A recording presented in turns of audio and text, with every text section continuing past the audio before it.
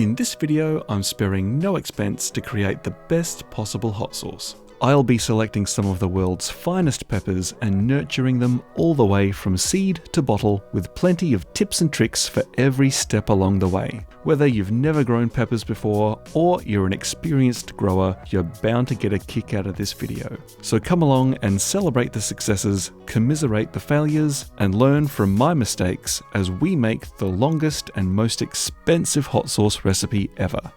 Let's get adventurous. It's midwinter where I live right now, so now is the perfect time to get some chili seeds germinating so that they're... Wait a minute, that's the wrong stock footage. Let me start again. It's midwinter where I live right now, so now is the perfect time to get some chili seeds germinating to give them a really good head start so they're ready and raring to go in spring. But first we need to choose which chili variety to grow. But with the thousands of chili pepper varieties available, where do you start? Well, I like to start with some advice from the experts. This is Smokin' Ed Curry. He's a chili pepper breeder and he's responsible for breeding the hottest chilies on the planet. So when he did a video with Epicurious, tasting peppers from all around the world, I was taking notes. Actually, that's a very good pepper and very flavorful. If we weren't filming all day, I'd be eating it the rest of it. Okay, that sounds like a pretty good endorsement. The flavor on this pepper is phenomenal. I'm going to put this, out of all these peppers, as the most flavorful one we have. And that sounds pretty good too. Let's jump online and see if we can find some seeds. One of the most important things to keep in mind when you're buying seeds off the internet is to make sure you're buying them from a reputable provider. Chili plants will cross-pollinate really easily, so if you're buying seeds from an amateur grower, just because you're purchasing seeds that came from a certain variety of chili doesn't necessarily mean that those seeds will grow that variety. You may end up with a bit of a crossbred Frankenstein, so make sure you choose a reputable supplier with a track record of good reviews. Okay, so that's our first purchase and it's money well spent. Through the post, they're probably going to take about a week before they arrive, so that gives me plenty of time to prepare. Off to the hardware store. We're going to Hammer Barn. Yeah, Hammer Barn! To get our chili seeds to germinate, they're going to need a moist, humid environment, so one of these mini greenhouses will be perfect. Chili seeds also need some warmth to give them the best chance of germination, so I'm also grabbing a heating pad. This will help keep that little greenhouse nice and toasty, even in the cold winter nights.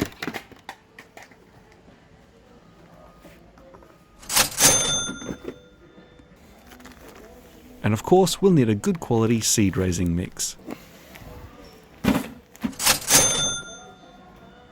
And for now, that's all we need at the hardware store, so I'm heading across to the supermarket to get some chamomile tea. You'll see why shortly. Now, fast forward 7 days and I've just heard the postie come, so I'm hoping that's my seeds. Haha, yes, that looks like them. And now for that cup of tea I was talking about, but not for me, for the seeds. Soaking in chamomile tea can improve germination by softening the seed coating, and it can also help to reduce fungal growth and bacteria. So I'll start by brewing up a cup of tea. We don't want to use this hot and we don't want to use it full strength. So once the tea has cooled down, I'm dropping some seeds in some water and adding a small amount of the cooled tea. And then I'm going to let them soak in this diluted tea for about an hour. And while those seeds are enjoying a bath, I'll prepare the seed trays. And this is as simple as filling them with seed raising mix. I'm just loosely filling each of the cells and then giving them a bit of a shake to get them nice and even. Then once the seeds are finished soaking, I'm putting one seed in each cell.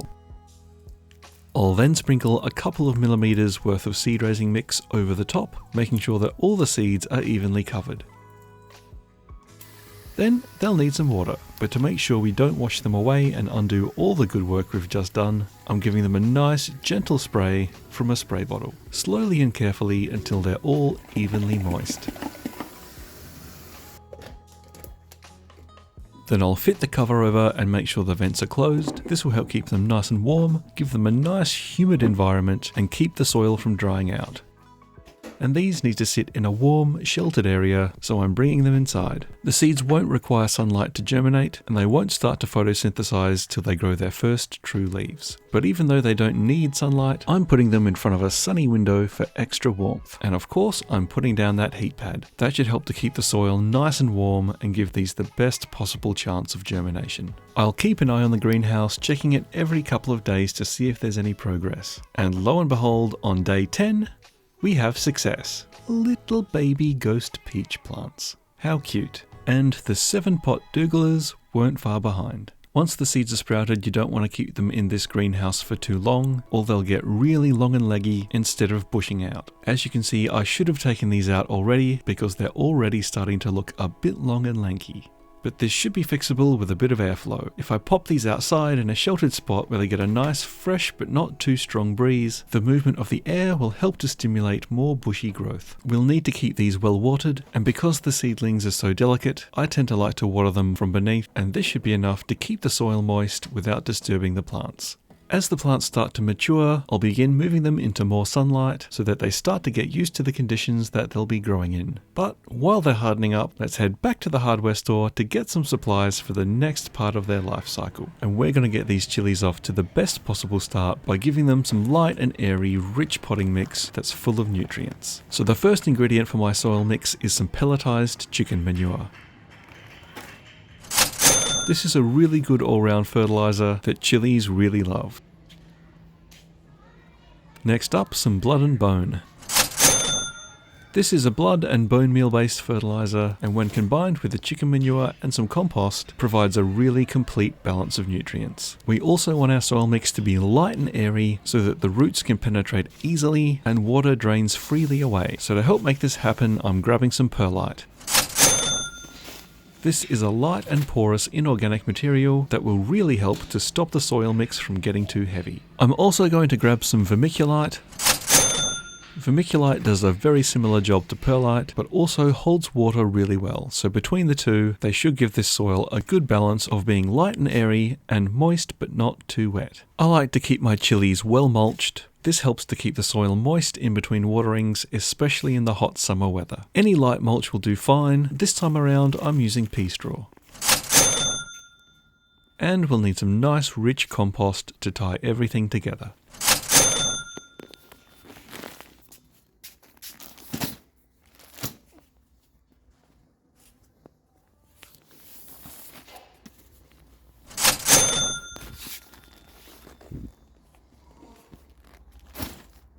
And there we go. Well, that looks like it's going to be a pretty heavy trolley. And now I'm done at the hardware store and I'm back at the supermarket again to get the final ingredient, some magnesium sulfate, also known as Epsom salts.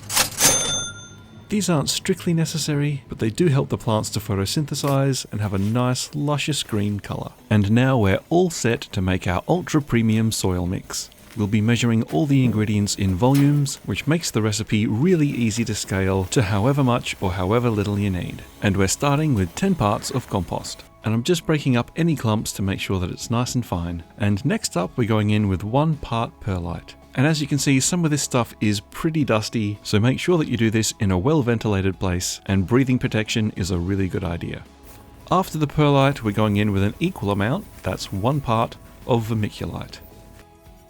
Then 1 part of our pelletized chicken poo, half a part of our blood and bone meal fertilizer, and 0.1 of a part, just a tiny bit of Epsom salts. Then give everything a really good mix to make sure it's all incorporated.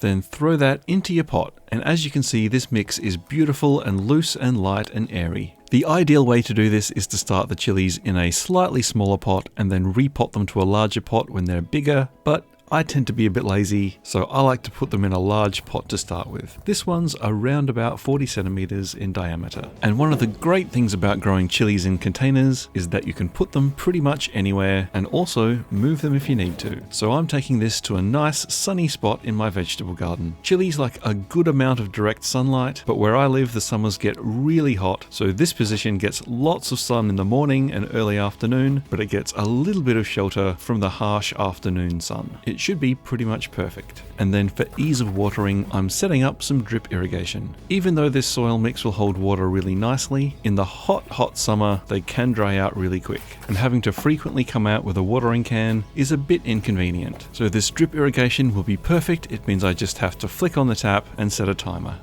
And now we're ready to plant out our seedlings. So now our planting space is ready and our seedlings have hardened up. So it's time to plant them in their final location. And this soil is really light and easy to work with, so I can just gently dig a hole with my hand, pop the seedling in, and gently firm down the soil around it. I like to put 2 chili plants in a pot this size. 1 would be fine, but I find in this situation they don't seem to mind growing close together, and I usually get a really good crop. So that's the Ghost Peach seedlings, and then I'll do the same thing with the 7-pot dougalas.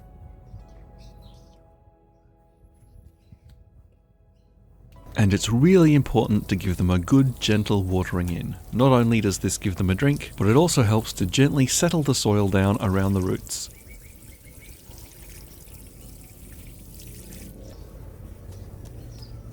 And then I'm laying down a generous layer of mulch. This will keep the soil nice and cool and stop it from drying out too quickly. And then I'm putting in some plastic trellising. When the chilies get bigger, this will help to give them some support, but for now, it's really just to keep out the dog. He loves the funky smell of the compost and manure and won't be able to help himself but have a little dig. So this should keep the chilies out of harm's way until that smell mellows out a bit.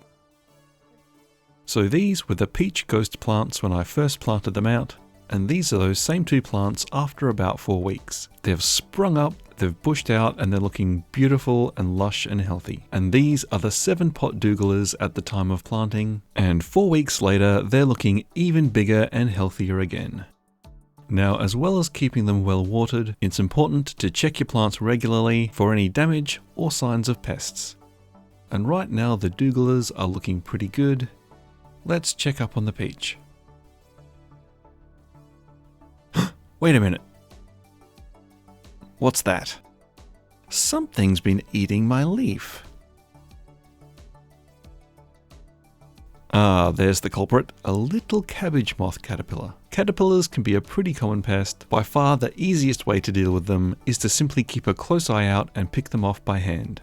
There's plenty of different pesticides that you can use, but I tend to avoid them unless I really have to. Ah, but look at what else we've got here. Aphids. Aphids can be a real pain. They'll attack the most tender new growth of the plant and hide on the undersides of the leaves, slowly sucking the life out of it. And there's a bunch of different ways you can get rid of these. Again, pesticides are an option if you absolutely have to, but unfortunately a lot of the pesticides will kill the good insects along with the pests. You can rub them off by hand, but that's really tedious and it's quite easy to miss some, or you can squirt them with water. That does a reasonably good job too. But I've got a different solution in mind. There's a lot of beneficial insects that will happily clean up all of these aphids, but unfortunately, even though I've got quite a few flowers scattered around the garden to try and entice them in, I often don't get enough to fully take care of the problem. But fortunately, there's websites like this that specialize in beneficial insects, and they've got just about any bug for any occasion. And for my purposes, these spotted lady beetles will be perfect. And 6 days later, they've arrived.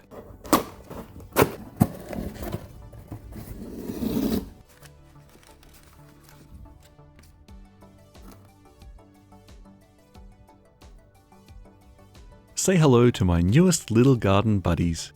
Aren't they cute? Now there's a few tricks to make sure that these don't just immediately fly away and instead hang around for long enough to eat up all of those aphids. One is to release them at night. They tend to be a little bit less active at night, they'll still crawl around and explore, but they're less likely to fly away. And for the ghost peach, which is the more infested of the two, I'm going to use this old piece of cheesecloth to surround the plant and keep the ladybirds in. And I won't let them out until they've eaten every last aphid. And while over time a lot of these ladybirds will leave the garden, some of them will stay to keep taking care of the pests and hopefully even reproduce, because their larvae eat even more aphids. There you go, little friends. Welcome to your new home. The next day, and the ladybirds appear to be happy and well, and gosh. Jeez guys, get a room. Well, I guess that's a good thing. Hopefully they'll lay some eggs, and the next generation will keep on eating those aphids. So now it's a little bit over 2 weeks later, and as you can see, the leaves are completely spotless. Not a single aphid in sight. And the plants themselves are looking super healthy and happy. And now if we move in a little bit closer, you'll see we're starting to get our first few flowers. It's super exciting. Just don't mind that pumpkin plant. It's kind of escaped the vegetable garden and is now trying to take over the whole backyard. A couple of weeks later and the chili plants are even bigger. Pumpkin plant too. And as you can see, we've got lots and lots of open flowers. Most chilies will self-pollinate, but a bit of insect activity will certainly help things along. Hopefully there's enough good insects around to pollinate these, but just in case there's not, I'm giving them a little bit of a tickle with the end of my finger. This can help to move a little bit of the pollen from one flower to the next and make sure that they're pollinated. So this is the peach ghost. If we move along to the 7-pot douglas, you can see it's grown really tall and it's looking a little bit thirsty.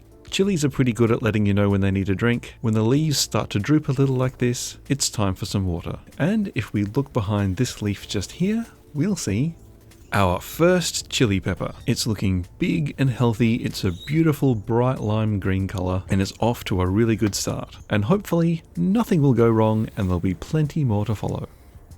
Oh, and yeah, the pumpkin is still going berserk.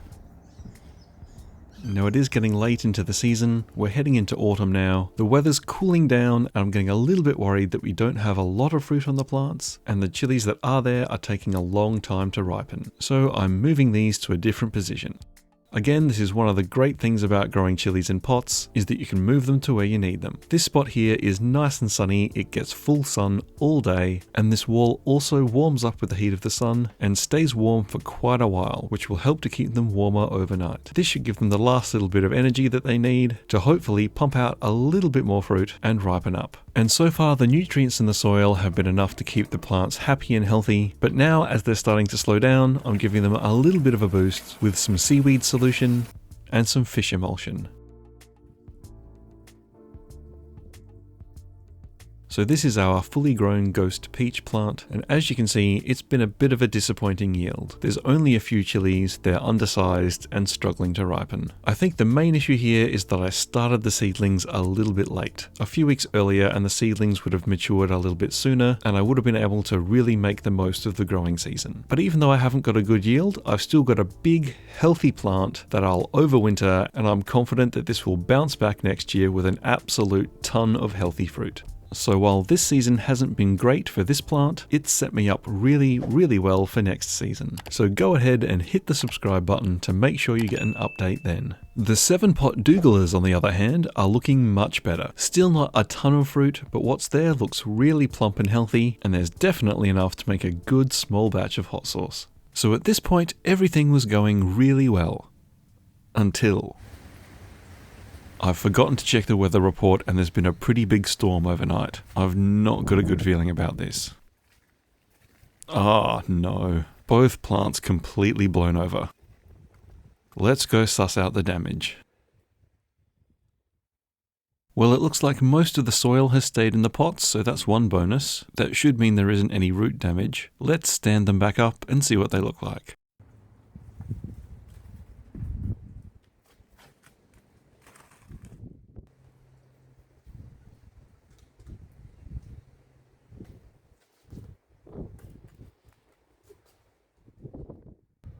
So on the peach ghost here, we've got a couple of broken branches and it's really not looking too happy. But it'll definitely survive, and it only really had a few small fruits on it anyway, so it's no big loss. The 7-pot douglas, on the other hand, looks like it fared a lot better. There's not too much damage on the branches, and most importantly, the branches that have fruit on them are still intact. The chilies, however, are taking an awfully long time to ripen, and it's now getting quite late in the season. So I'm taking a few steps to speed things along. I'm going to stop feeding the plants any fertilizer and reduce watering. This should cause the plants to put most of their energy into the fruit and promote ripening.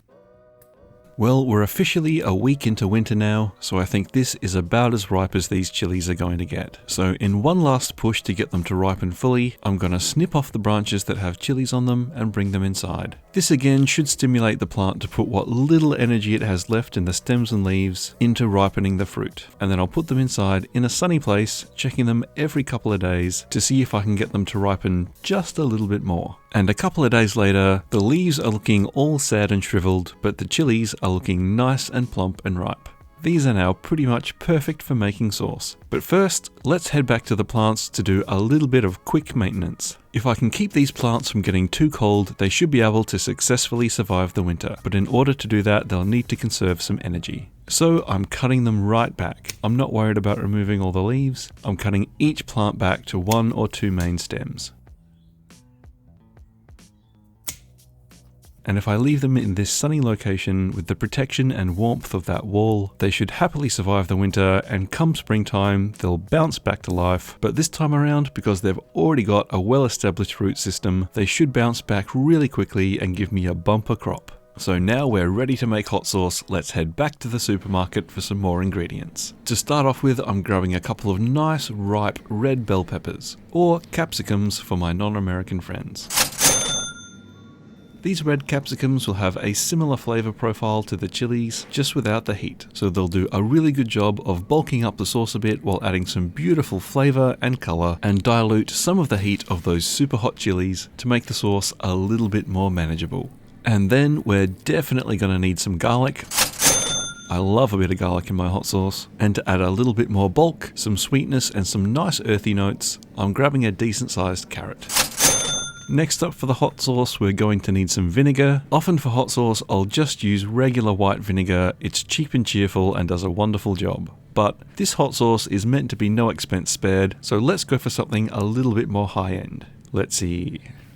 Here we go, some nice white wine vinegar. This will be a little bit less harsh than regular white vinegar, and will have a lovely mellow flavour while still delivering the acidity that we need.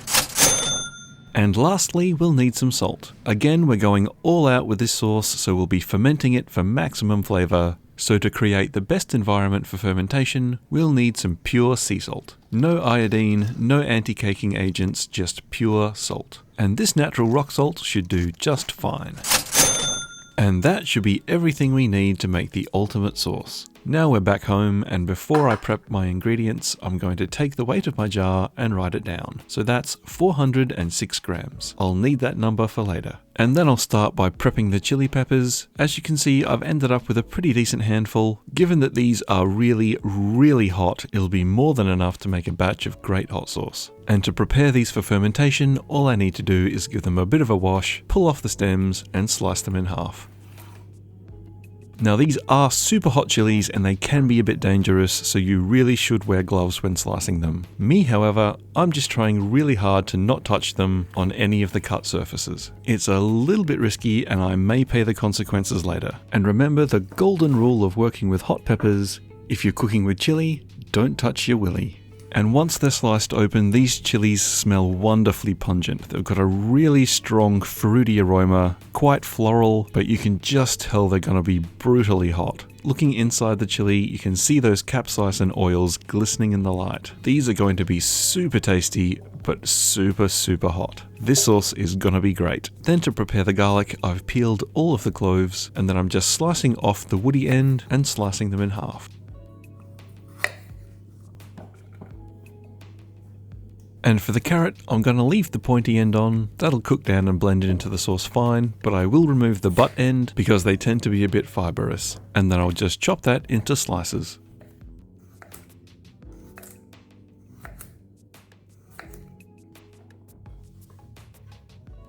Then onto the bell peppers, and I find the easiest way to prepare these is to slice the cheeks off in fairly large pieces, and then trim off any extra little bits so there's no waste.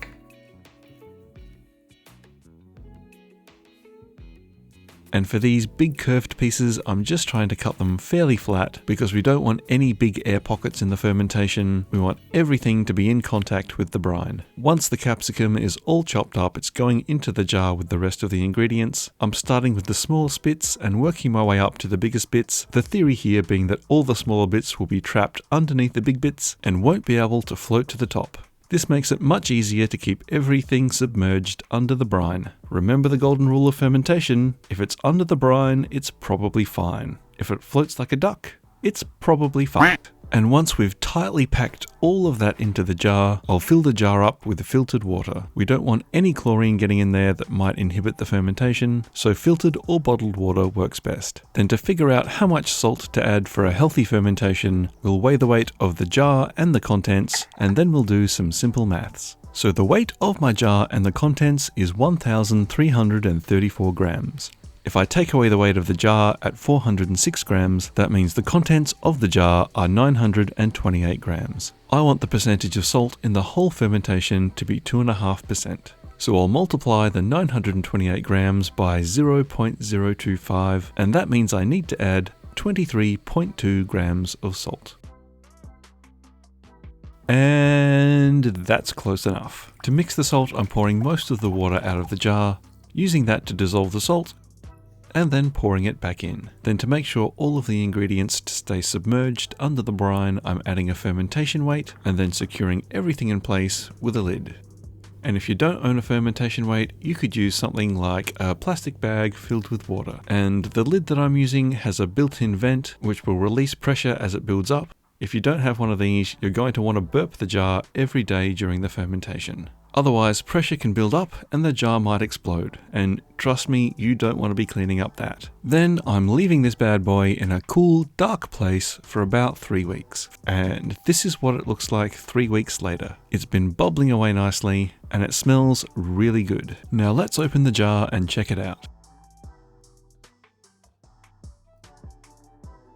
That is looking pretty good. We've got one small floater, but there's no mold, it's nice and clean. I think we've had a perfectly successful fermentation. There might be more brine here than I need for the final sauce, so I'm straining that out and putting it aside. Then I'm dumping all of the contents of the jar into a saucepan. Then I'm adding enough of the fermentation brine back in to fully cover all of the solids. Then to add some sweetness, I'm going in with a generous tablespoon of honey. This will help boost the flavors and help to balance out some of the saltiness and acidity. Then I'm adding 1/3 of a cup of our white wine vinegar. 1/3 of a cup of our white wine vinegar. 1/3 of a cup of our white wine vinegar. Geez, this fancy vinegar pours so slow. I might have to speed up the footage.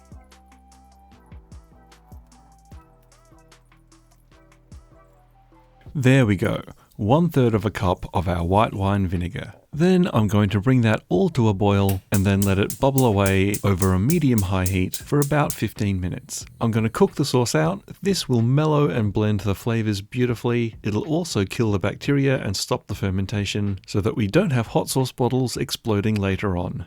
Once that's fully cooked out, you can transfer it to a blender to blend, or in my case, a heat-proof jar so that I can blend it with an immersion blender. Blend that to get it as smooth as you possibly can, then have one last taste test to check the balance of flavors. Keep in mind that the flavors will continue to mature and develop in the bottle over the next couple of weeks, but we're roughly looking for a nice balance of slightly sweet, fairly savory, quite acidic, a little bit salty, and with a really good kick of heat. But for me, this is tasting just about perfect. So now I'll give it one final blend while adding about 1/8 teaspoon of xanthan gum. This optional ingredient just helps to make the sauce nice and smooth and glossy and makes it nice and stable to stop it separating in the bottle. Just make sure you blend it in really, really well. And then I'm pouring our finished sauce into clean bottles where I'll leave it for a couple of weeks while it matures and the flavors mellow out before I have a proper taste test and give it my final verdict. A lot of effort has gone into this video and it's taken over a year to make. So if you've made it this far through the video, please hit the like button and click subscribe. I'd really appreciate it. It really helps me out a lot. This sauce should be acidic enough to keep on the shelf, but I find the flavours stay fresher if it's kept in the fridge. Now this has been mellowing in the fridge for a couple of weeks now, so let's pour some out and have a taste. It's a beautiful vibrant red colour and has a lovely glossy sheen, and it smells absolutely incredible. And because hot sauces are usually consumed with food and not on their own, I like to give each new sauce I make a fair go by testing it out with a consistent food item. And for me, that food item is Dino Nuggies. Rawr, rawr, rawr, rawr. Don't judge me.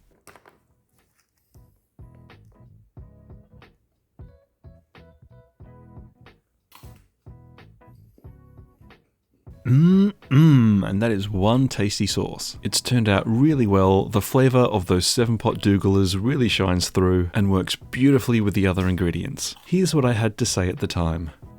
Oh yeah, the flavour of that is really good.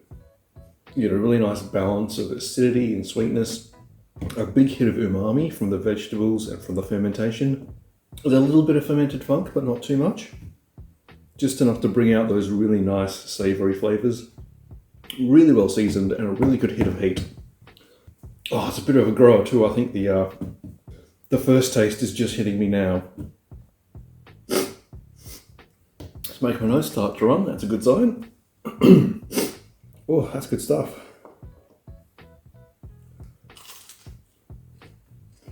That's definitely better than any sauce you'll buy in a shop.